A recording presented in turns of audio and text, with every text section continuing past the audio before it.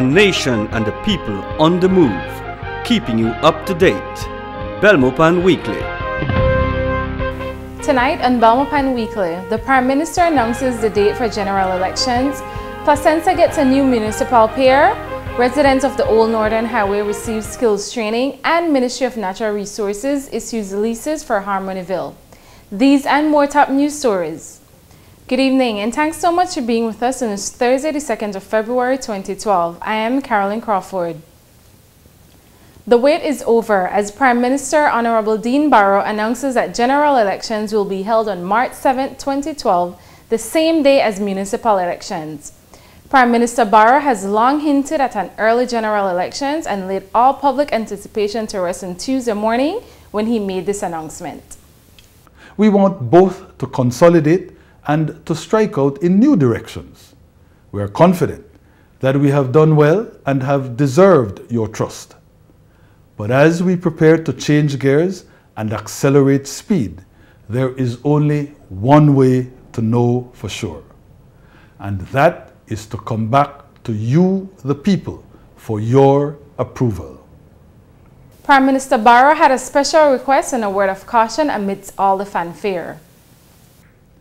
Ladies and gentlemen, my fellow Belizeans, I remind all of us that we have an enviable record for peaceful elections. I appeal to all political parties and candidates to ensure that we maintain that record. The public officers that will oversee the process are professionals and will guarantee that, as always, the elections will be free and fair. Of course, we will also be inviting international observers to come and help make sure of the integrity of our balloting. As we prepare then to exercise once more this most sacred of all our political rights, the right to vote, I close by praying now more than ever, God bless Belize. Things are looking up everywhere, on land and sea. Proof of this is the recent contract award and construction launch of the Placentia Municipal Pier and Plaza, which took place last Thursday, the 26th of January 2012 at the projected construction site. Belmopan Weekly's Rudy Aguilar took to the sea and witnessed this historic event. This pier will be totally reconstructed, renovated, and a beautiful plaza will be built right here in Placentia under the Sustainable Program for Tourism with the Ministry of Tourism, Civil Aviation and Culture. In the words of Area Representative for Belize Rural South and Ministry of Tourism, Civil Aviation and Culture, Jr., both the fishing and the tourism industry of the island will immensely benefit from the project when completed. This will be a historical thing in Placentia. The pier that right behind my back, that has been over there for many years. It has been used both for the tourism and for the fishing industry, and the enhancement of that pier will add to the value of the two industries, both the fishing and the tourism industry. It will bring more value to that, and it will be complemented by also with the bettering of the sidewalks and the beach part, also the plaza, all of that. That will be a tremendous boost for this tourism industry that has flourished in Placentia. And what will be the benefits for the local population and its economic perspectives?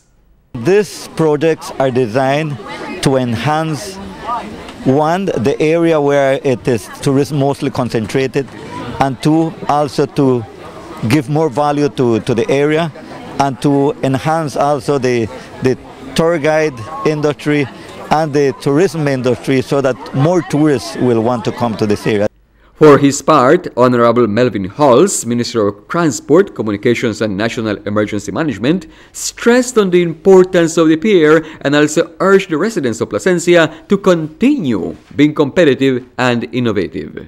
This pier will be one of the major keys and tools to help the grassroots people in a Placentia to be able to grow and sustain their business. And with the kind of attraction this will bring, it's a physical structure, but in spite of all of it, the environment is a great thing.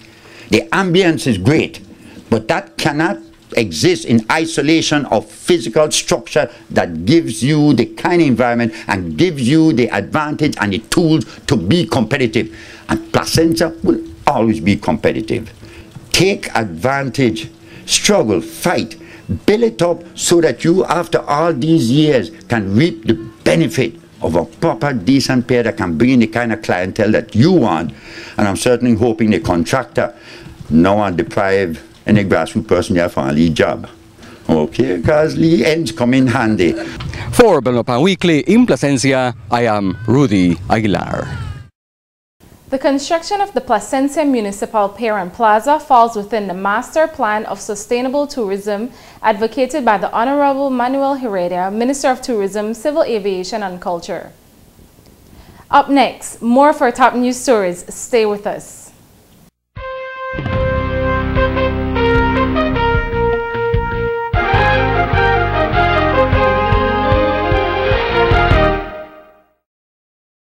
Every year, thousands of people travel to foreign countries because of a promise for a better life. Many times, however, the promise of better wages, a better job, and a better life for themselves and their families turns out to be a lie. They become victims of human trafficking. You could be a victim of trafficking if your employer or someone acting on his or her behalf is holding your passport, cedula, birth certificate, or other travel documents with or without your consent. Someone has tricked or forced you to leave your country. You are not told the truth about the kind of work you are doing. You are forced to work in order to pay off a loan debt. A stranger has paid for or helped you to get your visa. If you or someone you know is a victim of human trafficking, visit or call the Ministry of Human Development Office or the nearest police station. Welcome back. If you're just joining us, thanks for tuning in. More top news stories now. A group comprised of 19 women and 1 man hailing from 4 villages along the Old Northern Highway in the Belize district received completion certificates during a brief ceremony held on Saturday, the 28th of January in St. Anne's Village after completing a 7-month intensive skills training course in the areas of sewing, food processing, and business management. St. Anne's is a small village located on the Old Northern Highway between Santana and Muscat villages. The community center was refurbished in 2010 and is to serve as a hurricane shelter and a resource center. Residents say they are getting maximum benefit out of it as it is hardly seen closed. Community residents utilize the center for various events on a weekly basis, and this week was no different. Villagers came out to celebrate the accomplishments of their loved ones. The area representative for Belize Rural North, Honorable Edmond Castro, was present at the ceremony and shared his excitement since the graduates were trained in food processing, which will translate to maximum usage of local fruits. In the Belize Rural North area, especially this old road, we have a lot of fruits.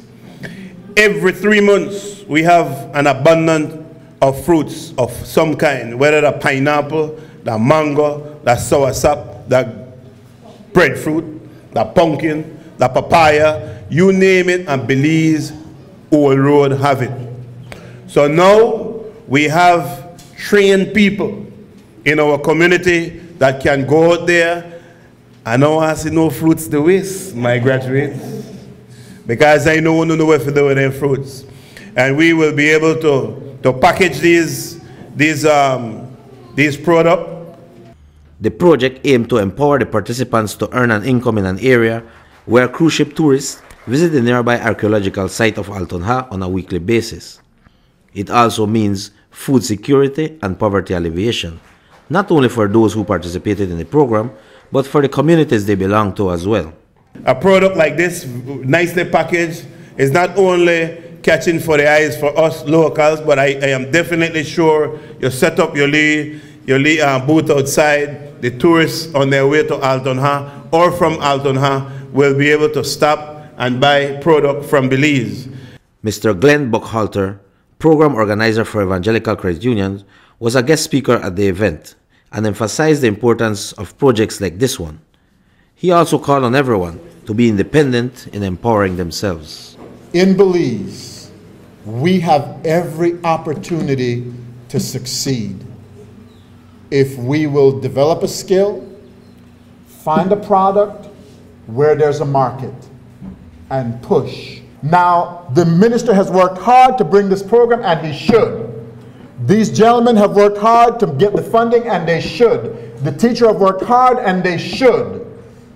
And all of those things are undergirdings to your success. But the truth of your success lies more in your hand than any of those places. And if you will accept that and take ownership of it, then nothing can stop you. The training, which took place from July 2011 to January 2012, was implemented by the Social Investment Fund and financed by the government of Belize at a total cost of $30,706.38 through a loan from the Caribbean Development Bank. On Monday, 30th January 2012, the Belize Scorecard and Outlook Report 2012 in relation to the Millennium Development Goals, MDGs, was released. The event took place at the Central Campus of the University of Belize in Belmopan, and our Belmopan Weekly was there.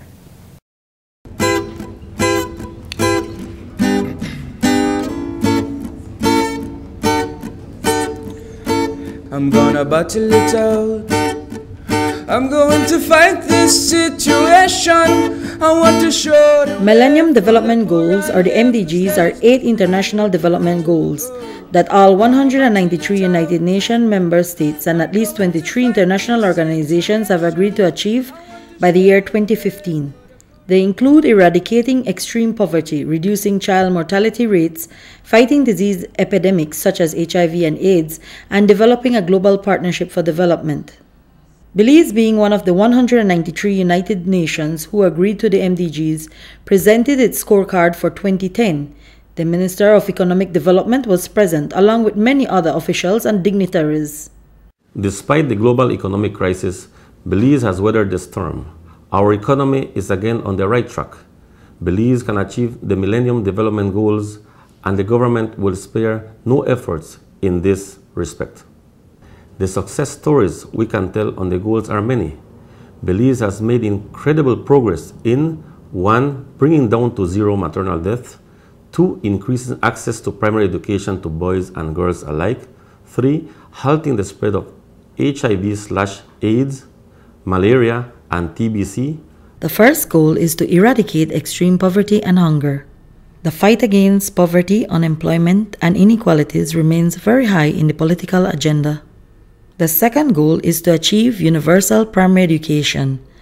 Here, the government of Belize has made great strides in providing access to education for boys and girls. There are 3 goals for our health sector: to reduce child mortality, to improve maternal health, and bring down to zero maternal deaths, and to combat HIV and AIDS and other diseases. The Ministry of Health's aggressive policies have resulted in substantial inroads being made towards accomplishing these goals. Our national health system has made steady progress in reducing child mortality. As a country, we can boast more than 95% vaccination coverage for the last 5 years and a 90% reduction in the risk of mother-to-child transmission of HIV. We will now be focusing on perinatal conditions, especially premature deliveries, as we continue to move forward. The first 2 years of life is critical. We are working with our national partners to focus even more efforts in making sure that every child has the opportunity to reach their full potential. I am very proud to report that Belize is among the safest places in the world to give birth. For the first time in our history, we have recorded zero maternal deaths for a full year. Our challenge now is to maintain this remarkable achievement, but I congratulate all our healthcare providers for their tremendous contribution. There were several presentations made at the launch, including presentation by Senator Pulchera Teul and Ms. Maria Leman from the Big Falls Water Board. They were certainly the highlight in their contribution to gender stereotypes, traditional gender roles, socialization of both men and women, and the need for advancement for gender equality and empowerment of women. Goal number 7 is to ensure environmental sustainability and improve access to housing, water, and sanitation. Belize has passed the National Integrated Water Resource Act in 2011, and its implementation puts Belize on target to ensure access to clean water for all. Belize is also well on the way to develop a global partnership for development, and as Minister Contreras said, United, we can make poverty history and achieve the Millennium Development Goals. For Belmopan Weekly, I am Claudia Grouch. Present at the launch of Belize's Scorecard and Outlook Report 2010, Millennium Development Goals was the UN Resident Coordinator for Belize and El Salvador, Mr. Roberto Valent. Presented along with the report was a video on the MDG's progress in Belize produced by the Government Press Office in collaboration with the UNDP Belize. The video can be seen in its entirety on the Government of Belize's Facebook page. We'll be right back with more Belmopan Weekly in a moment. Don't go anywhere.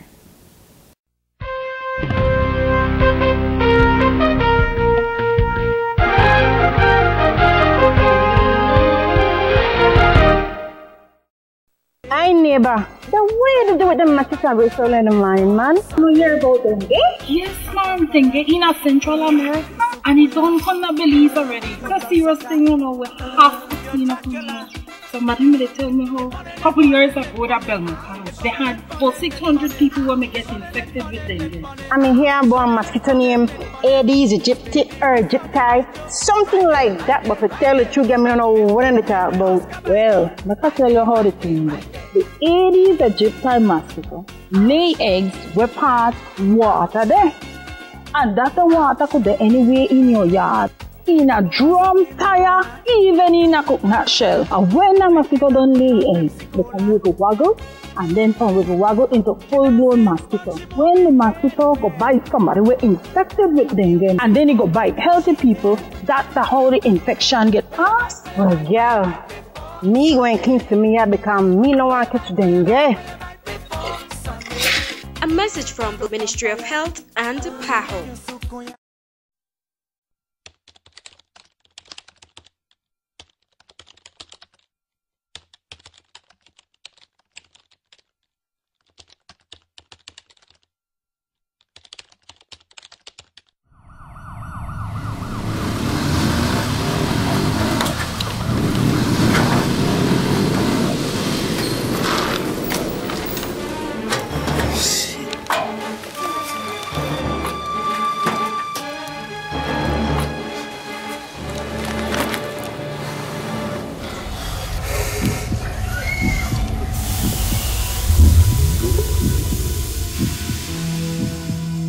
We regret to inform you that there are no vacancies at this time. You have no skills, education, you are not prepared. You are not qualified. This position requires a high school diploma. We're not interested. Try again next month or We're not qualified. There are no job openings at this time.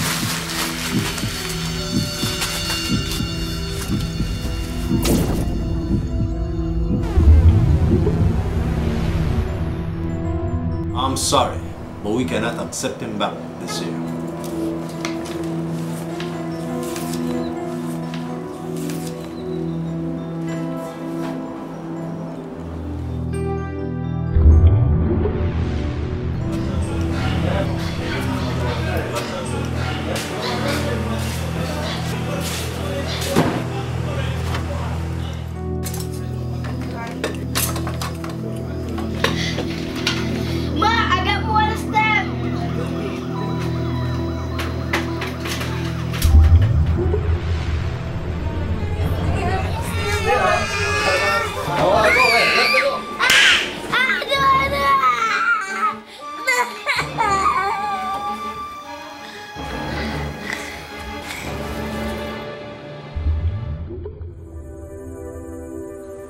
We are only as strong as the foundation we are built upon. Remember, as a society, we reap what we sow.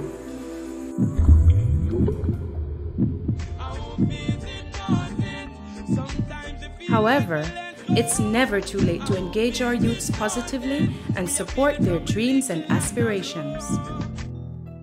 For more information on support services for families of children at risk of coming in conflict with the law, contact the Community Rehabilitation Department at 223-2716. This message is brought to you by the Community Rehabilitation Department, the National Committee for Families and Children, and UNICEF.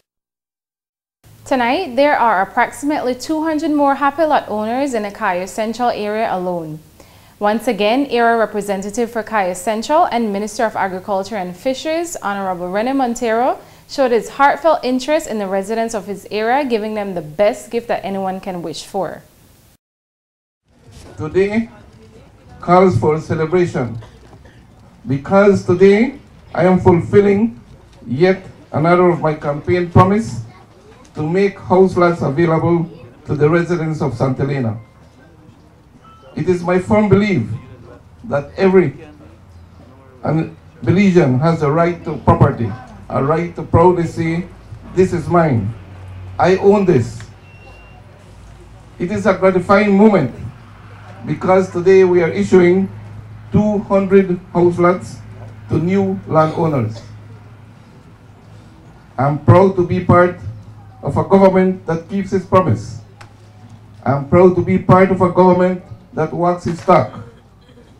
The United Democratic Party is a party that is always for the people.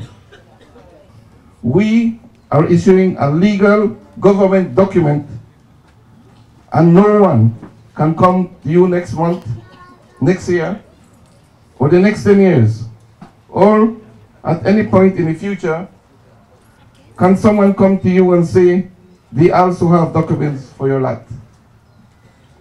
I can guarantee that this will never happen. Your UDP government has now legally purchased the land at a very high cost with the people of Santa Elena in mind. You deserve to own a piece of land because you and your families deserve the right to a future. And that is the legacy of this UDP government. Staying with land distribution, Belmopan Weekly takes you to Belmopan, where there was a special Saturday opening of the Lands Office. This was to facilitate the processing of land documents for would-be landowners in none other than Harmonyville. Dorian Pakeman has more. The line began forming at the crack of dawn, and within a mere 2 hours stretched to well over 100 strong. This was the scene at the Lands Office of the Ministry of Natural Resources and Environment in Belmopan, where the ministry was diligently processing paperwork for over 300 people receiving lots in Harmonyville. This area along a 1-mile stretch of the Western Highway at mile 52 has made headlines quite a few times over the past year, and the government of Belize answered the call of the people and delivered. Nigel Patillo, president of the Belize Grassroots Youth Empowerment Association, shared more about the day's happenings. Today, a year and a half later, the Lands Department is facilitating the land preparations of 357 members, which are members of phases 1 and phases 2. What's taking place right now is we're signing the land lease application, and at the same time we're signing the purchase price form. The government have met, the cabinet have decided to charge the grassroots people $1,000 per acre, and we are happy with that. That's right, an abysmally low $1,000 per acre for first-time Belizean landowners. Since coming into office in 2008, the government of Belize has embarked on a first-time landowner initiative for Belizeans where land distribution is equitable and affordable. Patillo expressed further gratitude to the government for their response to the grassroots people. And our government have responded well to this initiative. The government has decided to make it available for the grassroots people, and here we are today signing this paper.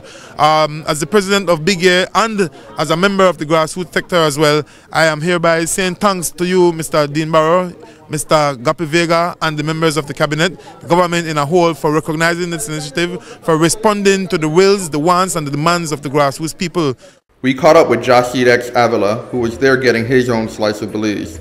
We asked him what it meant to have a piece of Belize to call his own as a first-time Belizean landowner. It's historic, man, right? And I'm in full support. I'm getting mine. I'm telling our Belizeans, get yours, right? But this is the first time in history, like I said, right, that the opportunity has become so accessible, right? It's become this easy. And when asked about the price? $1,000 for an acre of land, man, that's great. That's good. It's just a matter of sacrifice, but everything of value, right, comes with sacrifice. The land, owning land is no different, right? If the sacrifice is $1,000, well, then so be it. It's better than 10,000. For Belmopan Weekly, I'm Dorian Pigman. In 2 weeks, a ceremony will be held in Harmonyville, where Minister of Natural Resources and Environment, Honorable Gaspar Vega, will be personally handing over land titles for Phase 1 and 2. Well, that's it for another edition of Belmopan Weekly. Thanks for tuning in.